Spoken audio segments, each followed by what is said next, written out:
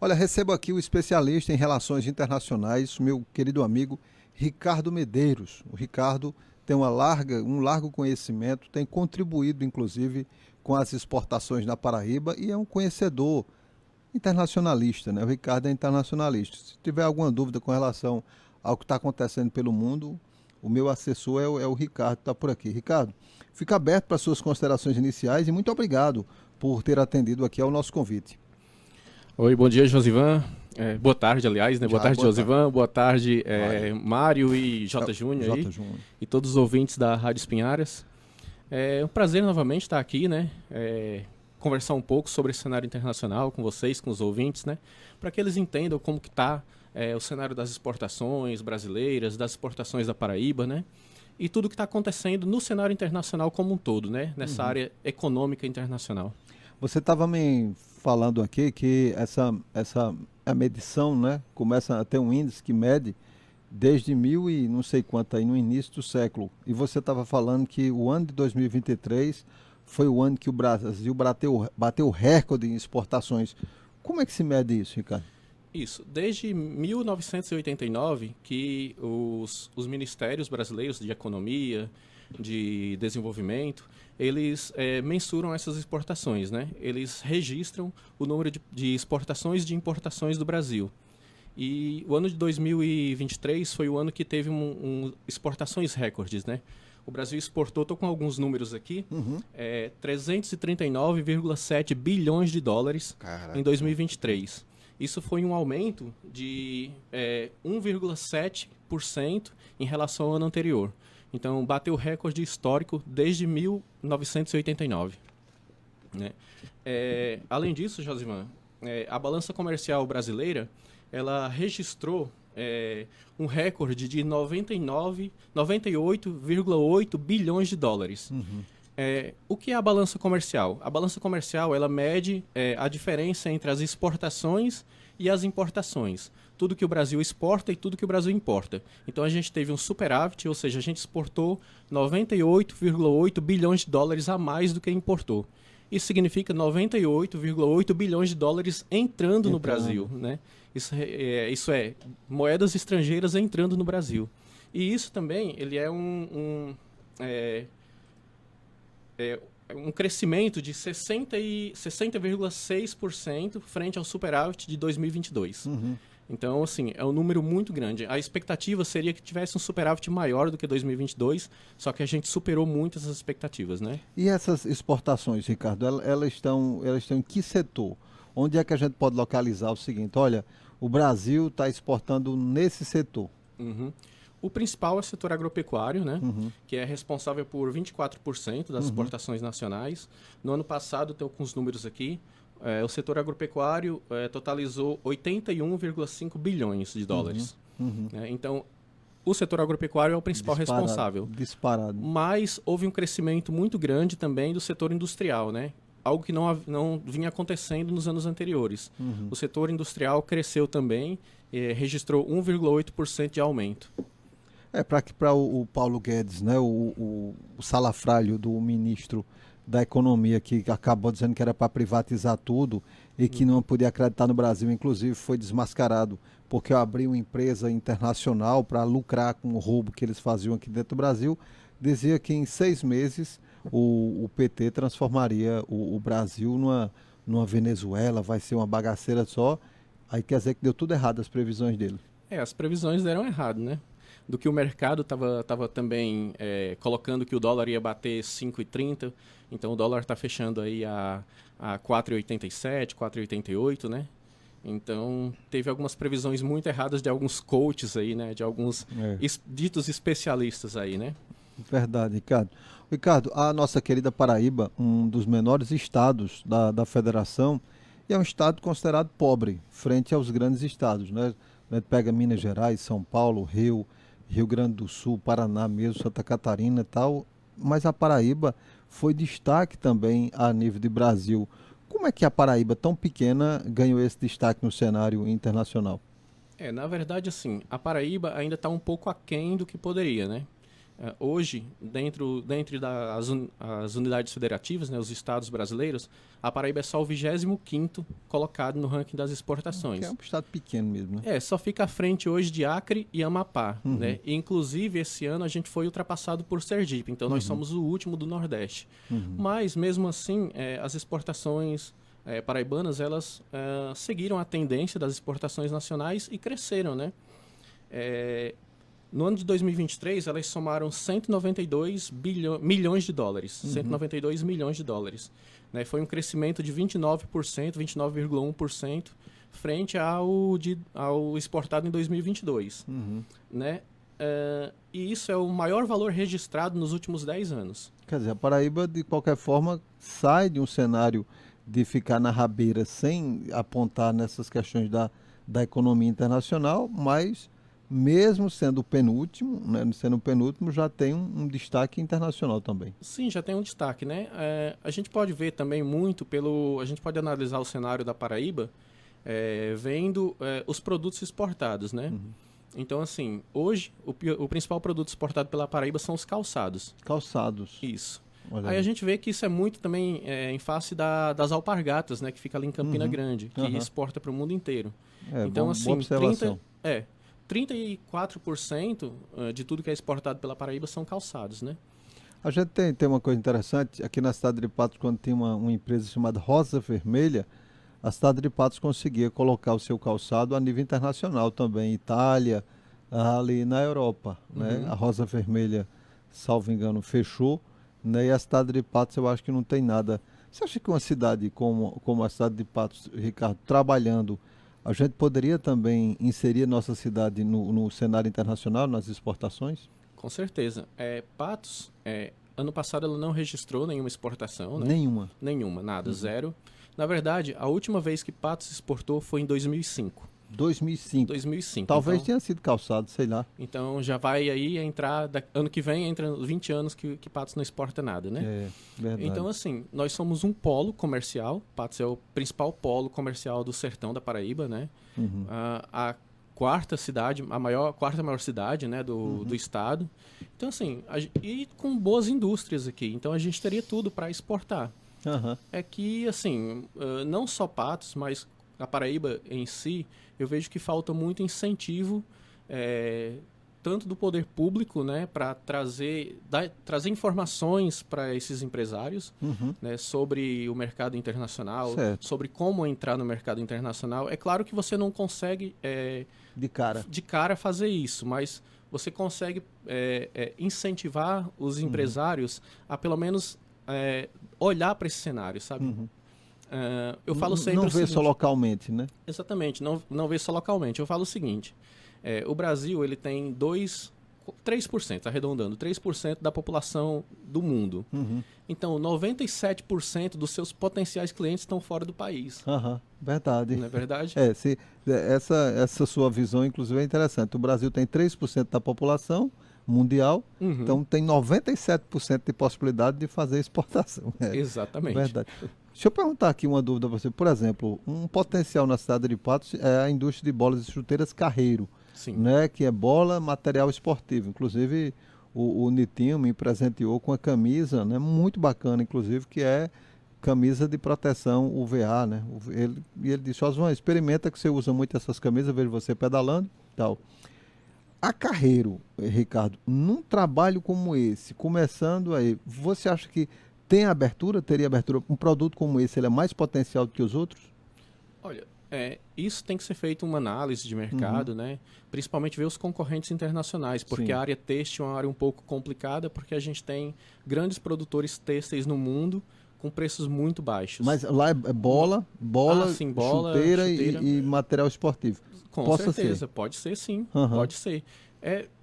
Antes a gente faz uma análise, né, da empresa, né, do potencial exportador dessa empresa, dos seus produtos, e aí a gente consegue falar, olha, você consegue exportar sim, a gente vê os mercados que têm interesse nesses produtos, que mais exportam, que estão em abertura de mercado para esses produtos, e a gente consegue sim fazer uma boa análise e colocar algumas empresas no cenário internacional.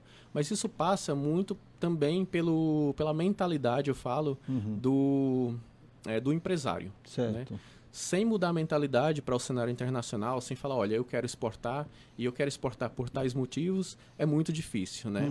Eu conheço grandes empresas muito grandes mesmo, que não, assim, tem produtos bons, tem um potencial enorme, mas não vai para frente porque o empresário não quer. Certo. Da mesma forma, eu conheço empresas muito pequenas, de pequeno porte, que começaram aí, fizeram um investimento e hoje estão exportando. Certo, vamos já entrar nisso aí.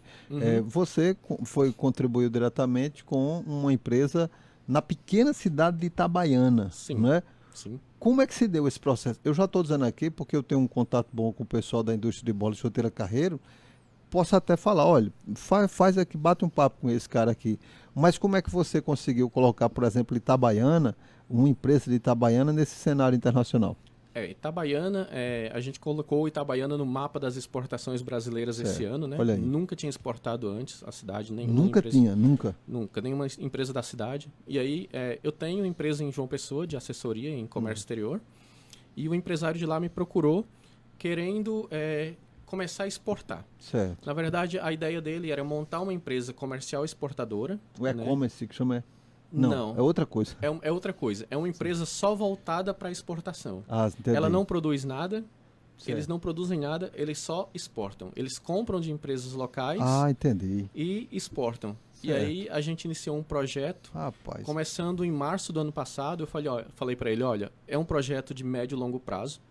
Eu não vou te dizer que a gente vai começar a exportar amanhã, porque tem que adequar tudo. Certo. Tem que ver quais os produtos que você quer levar. Não foi amanhã, mas durou alguns meses para quando isso acontecer. Um ano. A gente começou em março do ano passado e em novembro a gente já fez a primeira exportação. Rapaz, dentro do ano mesmo. É mais ou menos, leva entre 7 e 8 meses, Certo. geralmente, para concretizar. Por quê? A gente tem que adequar os produtos.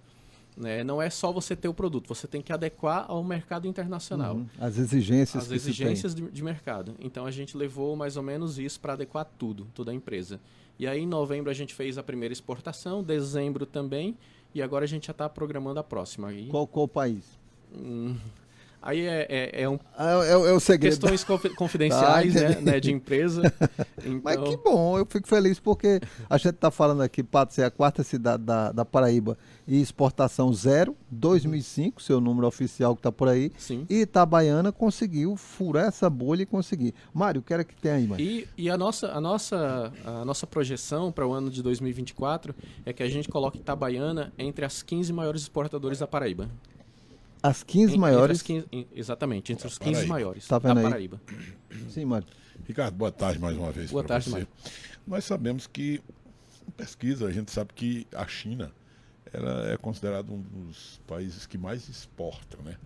É o maior. É o maior, né? Hoje, consideravelmente. Mas, além da China, tem outros também. Sim. Mas a China fica em primeiro lugar, né? Sim. A gente sabe disso. E a gente percebe aqui na cidade de Patos a exploração assim, muito grande aqui dos chineses aqui na nossa cidade. Como você faz essa avaliação? Assim, de repente, Patos, o Josvan sabe disso, todos nós sabemos disso, ganhou aqui uma população considerável de chineses que estão comercializando seus produtos e acredito que produtos de brasileiro também. Mas como é que você faz essa avaliação, assim, pela sua experiência dos chineses? Assim, a gente vê que tem outros países que são também considerados grandes em exportação, mas não vê tanto investimento aqui em nosso município. Na verdade, assim, esse domínio chinês, né? O chinês está dominando o mundo, né? A gente vê chineses aí em vários lugares do mundo, em vários... aqui no Brasil, em todas as cidades praticamente tem. As cidades assim acima de 100 mil habitantes, você vai ver alguma coisa chinês, né? Então é inevitável, sabe? Até porque eles têm preços muito competitivos. Então, assim, tudo que você vê entrando no Brasil, a China é o maior parceiro comercial do Brasil hoje, tanto nas exportações quanto nas importações. Tanto a gente exporta muito para a China, hoje é o país que mais compra do Brasil, como a gente importa muito da China, é o país que mais o Brasil compra dele. Então, assim, é inevitável algumas coisas como eletrônicos, como esses produtos que eles conseguem fabricar a preços muito baixos, a gente realmente não consegue competir. Então, eles se espalharam pelo mundo por conta disso, porque além dos preços que eles têm de produção, né, de custo de produção, eles têm uma capacidade comercial muito grande, eles são muito agressivos comercialmente. Então, eles aproveitam as oportunidades que têm e se espalham. Para você ver, a África, né, o continente africano, sempre foi um continente muito deixado para trás pelo Ocidente. A gente nunca olhou muito bem para a África. Diferente da China. A China olha para a África com outros olhos. Então, a China tem investimentos altíssimos na África. A África está completamente dominada pela China, né? Pelos produtos chineses. Então, isso faz deles... a mentalidade deles, comercialmente, é muito agressiva.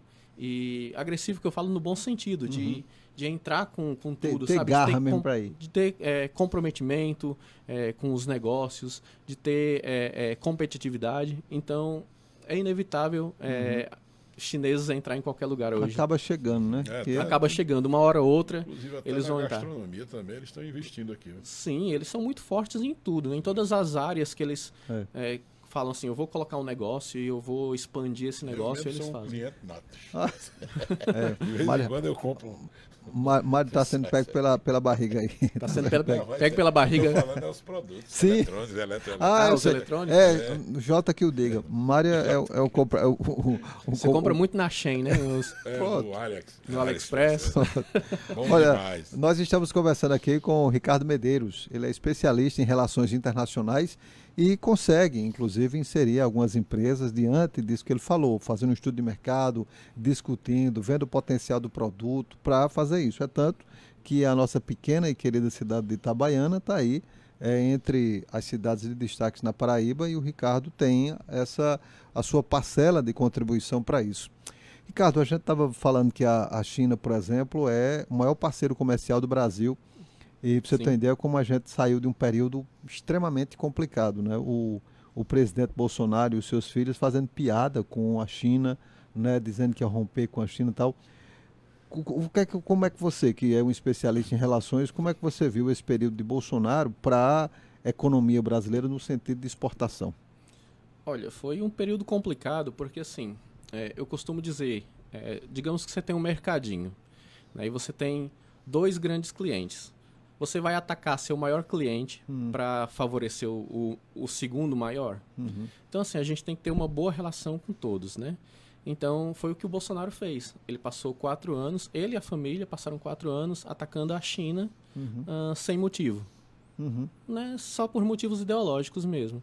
Isso teve algumas consequências, né? Eu não sei se vocês acompanharam, mas, se eu não me engano, foi em 2019 ou 2020, não lembro agora.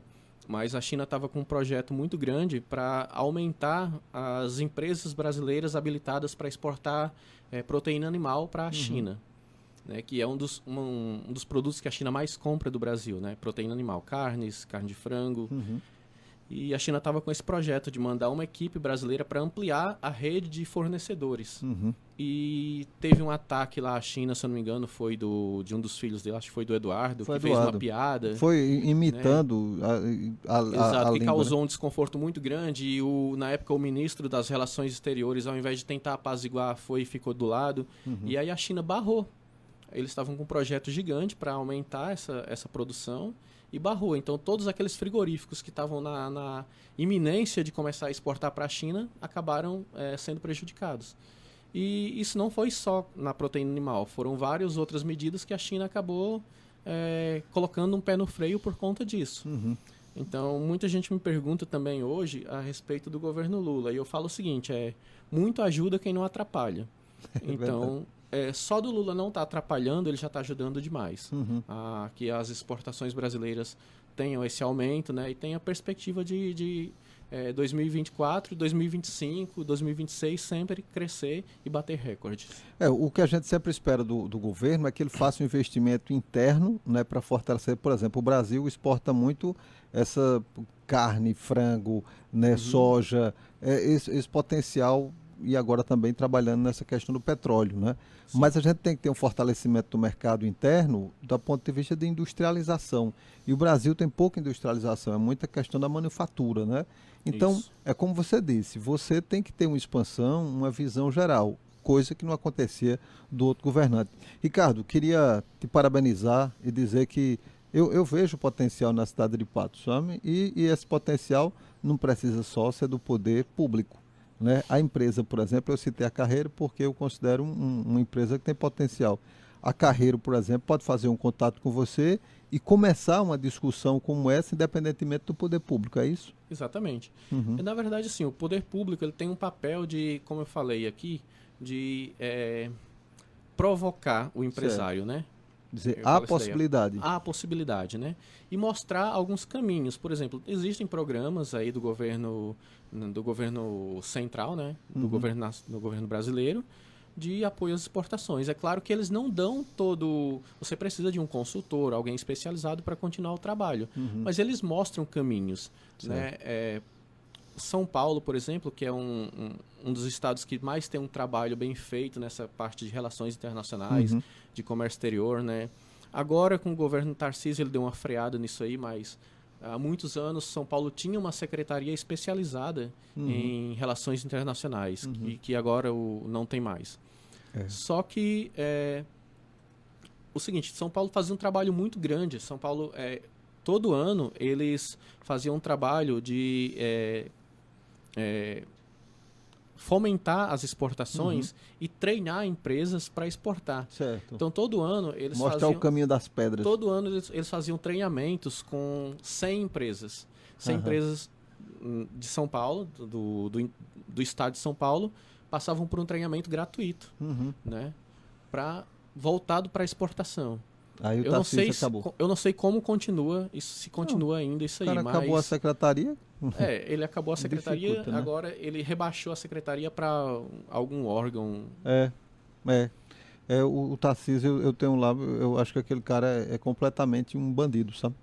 As posições dele, assim, de governante é coisa de desajustado, né? A privatização da Sabesp, ele batendo com aquele martelo, eu acho que foi a Sabesp ou foi outra, eu sei que ele bateu tanto que o pessoal ficou assustado, achando que ele estava tendo uma crise nervosa, mas é translocado demais. Outra coisa também São Paulo tinha 2 escritórios comerciais fora do país. Tinha um escritório em Xangai e outro em Dubai para promover as empresas do estado. Veja como isso é interessante. O pensamento de um gestor público, né, pensar em abrir as portas das empresas do seu estado para crescerem, para exportar. Então, isso era um projeto muito interessante. Eu acho que continuam ainda os 2 escritórios. Acho que só a secretaria mesmo que foi desmantelada. Fragilizou. Ricardo, nosso tempo aqui voou. Queria te parabenizar mais uma vez, dizer que é sempre bem-vindo à cidade de Patos, quando estiver aí nesse intercâmbio Rio Grande do Norte. Lembre-se aqui do programa Polêmica, está sempre aberto para suas considerações, porque facilita também para aqueles que estão nos ouvindo saber que existe essa possibilidade, né? A gente não pode circular simplesmente em torno do nosso umbigo. Mas deixo aberto aí para suas considerações finais e, de fato, saiba que a casa está sempre aberta. Eu que agradeço mais uma vez a oportunidade de estar aqui, né? Agradeço a você, ao Mário, ao J. Júnior aqui e aos ouvintes. Qualquer dúvida, estou à disposição aqui. Só falar com o Josivan que ele tem o meu contato. Muito bem, é fácil.